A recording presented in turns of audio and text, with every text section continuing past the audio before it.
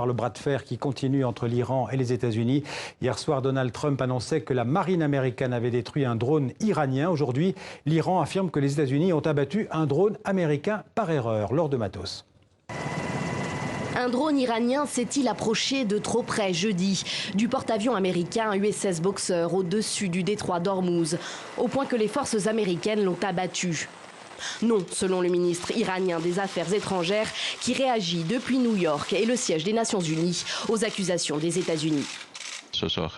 D'après les dernières indications que j'ai reçues de Téhéran, nous ne disposons d'aucune information sur la perte d'un drone.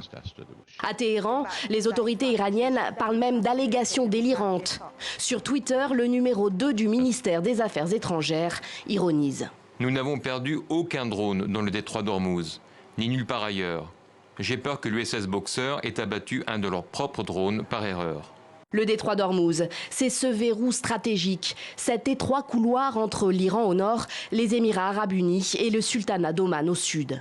Un passage clé pour l'acheminement du pétrole du Golfe et où les incidents se multiplient depuis le mois de mai. Selon les États-Unis, le dernier en date remonte donc à jeudi, 10h heure locale. L'USS Boxer américain aurait été contraint de tirer. Le Boxer a pris des mesures défensives contre un drone iranien qui s'est approché à un peu moins d'1 kilomètre. Après avoir ignoré de multiples appels à s'éloigner et alors qu'il menaçait la sécurité du navire et de son équipage. Le drone a été immédiatement détruit. Un tiers du pétrole acheminé par voie maritime sur la planète transite par le détroit d'Ormuz. Ces eaux sont internationales. Washington souhaite que d'autres pays l'appuient pour escorter les navires de commerce dans la zone. L'Iran se considère de son côté comme le gardien du Golfe et dénonce la présence militaire étrangère dans ce bras de mer. Oui, sur ce dossier Iran-États-Unis, Slimane Zeguidour est avec nous, notre éditorialiste international. Bonsoir Slimane. Alors, bonsoir. Américains et Iraniens, on le voit, jouent un dangereux poker menteur, chacun de leur côté. Oui, les deux dirigeants sont un peu comme des trapézistes sans filet, en ce sens que Trump est en campagne électorale et il est soumis à une double contrainte. Il a promis à son public qu'il ne ferait plus jamais de guerre au Moyen-Orient. Mais en même temps, il se sent contraint de montrer à cette même opinion qu'il est capable de frapper l'Iran au besoin.